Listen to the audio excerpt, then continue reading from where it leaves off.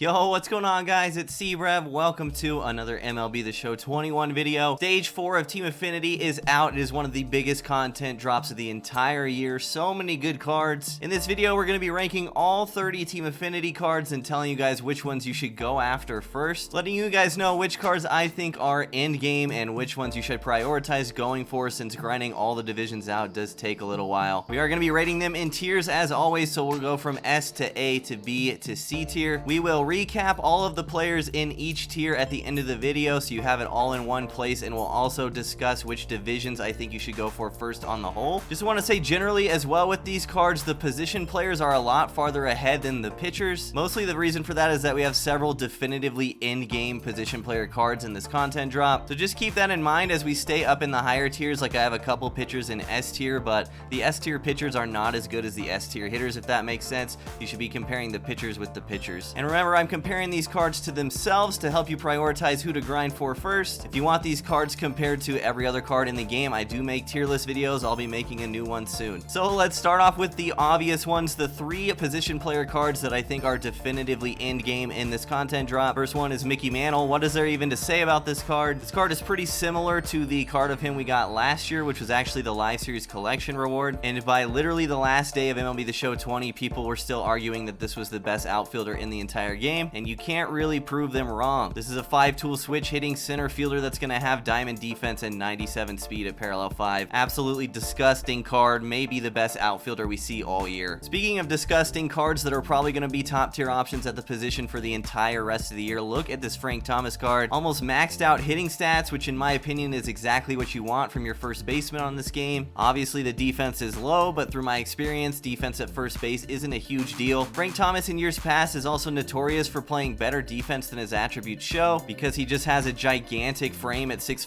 280, so on the auto dives and stuff he stops a lot more balls. But yeah, you get this card for the bat. It's one of the best bats in the game. If you're not starting him, you're putting him on your bench, you need to pick this card up. And the third of our trio of end-game cards is Honus Wagner from the Pirates. This card is also just insane. At parallel 5, he's going to have diamond defense at all of his positions with 99 speed, 99 stealing. This is as end-game gets for infielders. Play him wherever you want. Diamond defense, 99 speed, almost max contact, good enough power. Just an absolute stud of a card, and is great year in and year out. Next in S tier, we actually have a couple of catchers, and I know I mentioned the big 3 of Mantle, Thomas, and Honus being the end game cards, but you could make an argument that these catchers are in game as well. Really like both of these catcher cards that I'm going to talk about, and catcher has kind of been a debate position for a lot of people. I see a lot of people struggling with their catcher position and not really knowing who to start for their own preferences, so hopefully this content drop will help out with that. We got a couple of debatably in-game catchers. The first one is 99 Pudge Rodriguez. After using his 92 overall card during launch month, I've been saying it all year, this card is a sleeper for best catcher in the game in my opinion. Now I realize I'm in the loud minority on that one, but just hear me out. A lot of historically bad swings have been fixed this year, and the difference in Pudge's swing to me has been night and day. Like I said, I used his 92 card a ton, and that's really only ever been the knock on this card, man. He's basically a 5-tool catcher. I mean, you could argue if the speed is 5-tool, but 72 is plenty for a catcher in my opinion, and he has literally everything else. He's got great contact, almost max defense, good enough power, and in addition to that, he also has the catcher pop time quirk, which is going to make it extremely difficult to steal bases on this card. As far as defensive catchers go, this is the best one you could possibly use in the game, and he's not even that bad offensively. In fact, he's pretty good. So just don't sleep on this card. If you used Pudge cards in the past and they were terrible, I am right there with you, but I really felt a difference with this guy. Obviously, I haven't used his 99 yet because it came out today, but you know, that's just my initial opinion on the card. I think he's incredible. The other catcher we have in S tier is 99 Craig Biggio. Even though he's a primary second baseman, I'm going to be seeing a lot of people using this guy at catcher. Actually very similar to Pudge offensively, slightly less power but a lot more speed. This card is probably better than Pudge at the dish, we'll see, but obviously he's going to be a lot worse than Pudge at catcher with the 80 arm strength and no catcher pop time quirk. However, for offensive catcher options, this is a top tier option in the game. This card is really good, and if you want to play him at second base or the outfield, you have that option as well. He does hit diamond defense at second base at parallel 2, which is pretty easy to get. He's kind of like Jackie Robinson with a little less speed if you want to play him at second. Really big fan of this card, and the catcher secondary is huge. Rounding out S tier, we got a couple of pitchers. Reminder that the pitchers are worse than the position players in my opinion for this content drop. These are just the 2 best pitchers in the drop in my opinion. So the first one is 99 99 Bob Feller. Obviously, the biggest knocks on this card are the control. The 60 walks per 9 is very low, and also the hits per 9 is pretty low. However, my experience this year has been that low control pitchers have done noticeably better than in past years because of pinpoint pitching. You can still miss your spot, but if you have good input, you don't miss your spot by a whole lot like you would in years past. And as far as pitch mix goes, this guy is so disgusting. He's got the outlier four-seam fastball and the non-outlier sinker. As we've talked about with cards before like Nolan Ryan, this creates a huge speed differential between fastballs, which is really tough to hit on higher difficulties. And he's got slider, changeup, and 12-6 curve, which are more than good enough secondary pitches. We'll see how this card actually plays in game, if he'll get beat up a little bit on lower difficulties. But for right now, I think he's one of the best pitcher options in Team Affinity 4. And the last card in S tier that I have that may surprise some of you is 99 Walter Johnson. Walter Johnson has kind of been a meme, especially in the comp community over the last couple years, because he's typically pretty easy to hit for good players. He's always been considered what would be called in other games like a low elo stomper, someone who would just beat up on bad players and struggle against good players. I don't really see that this year. I think this card is going to be very good against good players too this year, and I'll explain why. Obviously, what gets the people buzzing about this card is the double outlier, so he's going to throw 102 on his four-seamer, and his sinker is going to sit around 99. He also has a 3/4 delivery, which in my opinion creates some perceived movement on his sinker. A little bit tough of a delivery to hit, especially on higher difficulties. But what's going to set Walter Johnson this year apart from Walter Johnson in years past is his control and the fact that pinpoint pitching exists. So the control on this card is insane. Every pitch has 93 control or more. Also, he carries 100 walks per 9. So not only does this card have double outlier, but with pinpoint pitching, you're going to be able to put the ball literally wherever you want the entire game. On top of the fact that he has max stamina and other factors that I'm not going to talk about, this card could literally pitch a complete game for you every time he steps on the mound. And the big difference for me with this card is the pinpoint pitching and the fact that you're going to be able to throw his curveball a lot more, because it's not going to randomly end up in the middle of the zone like last year. His curveball is thrown hard at 80 miles an hour and also has 90 breaks, so this is going to be a huge pitch against left-handed hitters, busting them inside. And also, this card is crazy with high tunnels, so I think if you really know how to use him, I really think he's going to be good. The one knock on this guy is obviously the 102 hits per 9 is a lot lower than other options, but without exaggeration, I think this card is definitively a top 10 starting pitcher in the game right now. I think you could make the argument for top 5. Just give him a couple starts, you know, give him a shot. If he doesn't work out, there's a lot of other options for you. But overall, I think the card's insane. Moving on to A tier now, we're starting it off with 99 Future Stars Adley Rutschman. This card is definitely disappointing compared to how much they could have juiced him, but I still think he's a really good card. Obviously, switch hitting catcher with amazing defense. He actually does not carry the catcher pop time quirk, unfortunately, but overall, a really good catcher option. Just for me, he's not on the same level as Pudge and Biggio. Definitely not gonna blame you if this is your new starting catcher though. Next in A tier, in my opinion, one of the most slept on cards in the entire release is 99 Wade Boggs. This card is very good. I don't think enough people are talking about him. Traditionally, good left-handed bats are kind of hard to come by at third base as well, so it's a little bit of a unique card. But in my experience using Wade Boggs cards, his swing is incredible. He's got almost maxed out contact, and he's got good enough power. That's a recurring theme in this video. Can get to diamond defense at parallel 5 if you want to grind that out. And while he may not be on quite the level of some of the other third base options we have in the game, this is an incredibly good card, and I do not want you guys to sleep on him. If you're struggling to find a third baseman or maybe even a first baseman, then look at this card. Speaking of first baseman, we got 99 MVP Jason Giambi in A tier. The first time we've gotten an MVP Giambi card since the award series has been introduced. Very excited about this as an A's fan. That card art looks amazing, and this card is very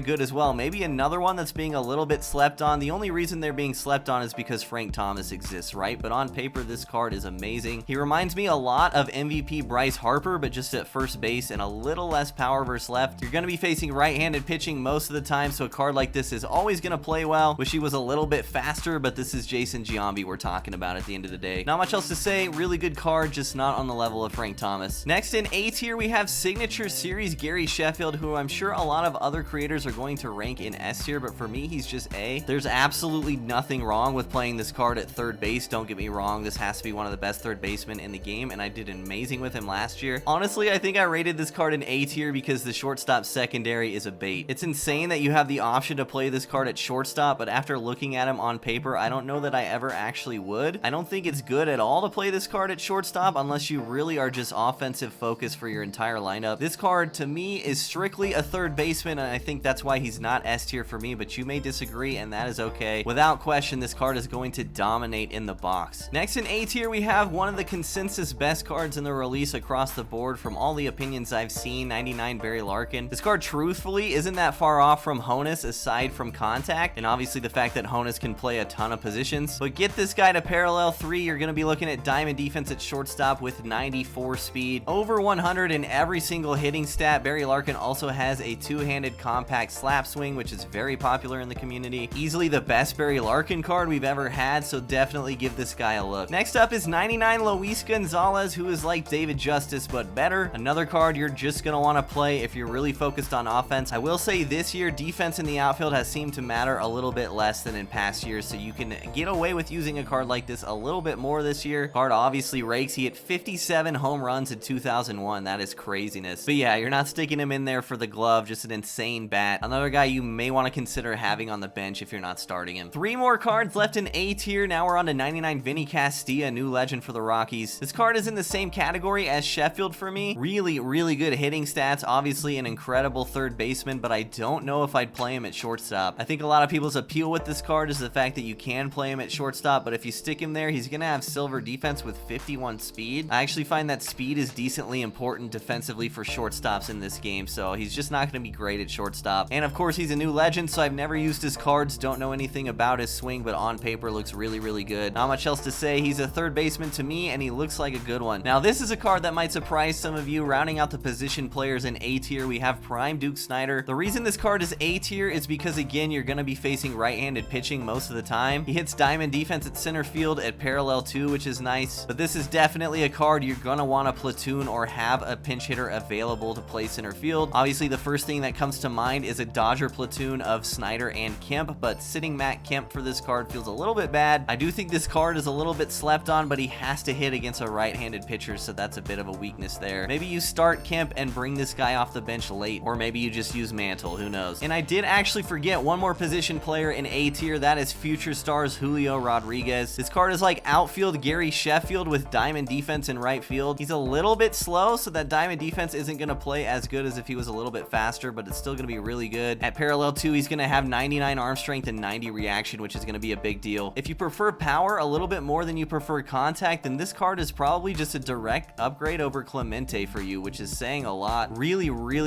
good card, man. The problem is we have so many outfield options now, but yeah, this card's really good. The final card in A tier is 99 Bob Gibson. Card looks really good on paper as well. You guys know I love really hard sliders. His slider is 90 miles an hour, one of the hardest you can throw. He does not have Outlier on his fastball, which is one of the few knocks on this card, along with his hits per 9 being a little bit lower than other options. But I think just across the board, this is one of the most balanced, good pitchers in the content drop. Not really much to say bad about this card. You throw him on the mound, he's probably going to do okay. Moving on to B tier now, and remember, just because I rate a guy in B tier does not mean I think it's a bad card at all. All of these cards are very good. Just means I'm rating them as more of an average card compared to the other cards in the release. Jimmy Rollins is in B tier for me, but he could be all over the place for you. This is one of the most unique cards in the drop, in my opinion. Just want to get this out of the way immediately. If you play most of your games below 700 rating, meaning most of your games are an all-star difficulty, this card could very well be S tier for you. Literally, the only knock I have on this card throughout the entire thing is his contact versus right. Some people also don't like how short he is. He's only 5'8". Some people struggle hitting with short guys. Just keep that in mind. But if you play on All-Star where that contact versus right is significantly less relevant, this card is probably S tier. If you play mostly on Hall of Fame, so between 700 and 900, this card takes a bit of a dip, maybe A/B tier. And honestly, if you play on Legend, you should probably look for other options. So this card is going to be a menace on lower difficulties. He's a 4.5 tool switch hitting shortstop. Like I said, if you can get past the contact versus right, you're just really good with your PCI, or you just don't care about it that much, this card is really slept on. Parallel 5's going to have 98 speed, 99 stealing as well. Also, Jimmy Rollins, one of my favorite players to watch growing up. Just an amazing baseball player in general. It's really cool that we have guys like this in the game that I grew up watching. Next in B tier, and actually the last position player, is this 99 Signature Series Paul Molitor. Absolutely nothing bad to say about this card except for his defense. For comparison, I'm looking at this card as a Trey Turner that has more contact, less speed, and less power. Also, this card can't play shortstop, but for me, if I was using this card, I'd probably try to get him to parallel 3 and then slide him at second base. I don't know, this is just kind of a weird card. You're gonna have a hard time fitting him in your lineup anywhere but second base, I think. And a lot of people are content with Jackie or Mookie or even the new Biggio. Just a lot of options there. All right, rounding out B tier, we have 4 pitchers, the best of which I think is 99 Greg Maddux. It disappoints me greatly to put put this Greg Maddux in B tier. He was one of my best and favorite pitchers to use last year. It's just the wrong game for a card like this to be dominant. Truthfully, competitively, Outlier is king and there's no debate about it. Control pitchers like this can do okay, but at this point of the year, especially only having 100 hits per 9, your opponent's PCIs are going to be huge and you're going to be maxing out at 95 with your four-seamer. Don't get me wrong, this card is not bad. I love using finesse pitchers, but there's something incredibly valuable to be had with having Outlier on every single one of your starting pitchers, and this card just isn't that. I think a lot of the times, especially in high comp games, your opponent is going to be breathing a sigh of relief when they see this card, but there are some ways you can use this card very effectively, so don't sleep on him if you want to use him. At the end of the day, this game's about using your favorite players. Greg Maddux is one of my favorite players, and so I'll be using him a bit, but I'm not expecting him to be as good as other options competitively. This card's going to dot everywhere as he should, though. If you want to look at his pitch control, he's got 399s, a 96, and a 90. Next, we have Tom Seaver, who could be a little bit higher. Honestly, I didn't really know where to put this guy either. On paper, actually kind of looks like an equal to Bob Feller. This card just doesn't have Outlier, though, which is important to point out, as we just talked about. A lot of Tom Seaver's value in years past has also been that he had a really glitchy delivery, which they actually changed this year to make it a little bit easier to read. However, the pros with this card, with his arm angle release, his sinker seems to move a lot, and his 12-6 curveball and changeup are really slow. They are notorious for getting people to flail at them. He can gas his four-seam up to 99, and he can throw his changeup as slow as 74, so that's a 25-mile-an-hour difference. Realistically, this card could have been rated higher, and the only knock I really have against him, again, are the hits per 9 and the fact that he doesn't have Outlier, and also that his delivery is a little bit easier to read this year kind of scares me, but this card has the potential to be very good. Last starter in B tier, we have Hal Newhouser. No Outlier on this card either, and also a two-seam instead of a sinker, so that's why he's a little bit lower. Should be better with pinpoint this year, but also last year I could not locate this guy's off speed at all. I had a lot of issues running into people that would just sit fastball against this card, so we'll see if that happens again. For now, I have him rated kind of low in B tier for those reasons, but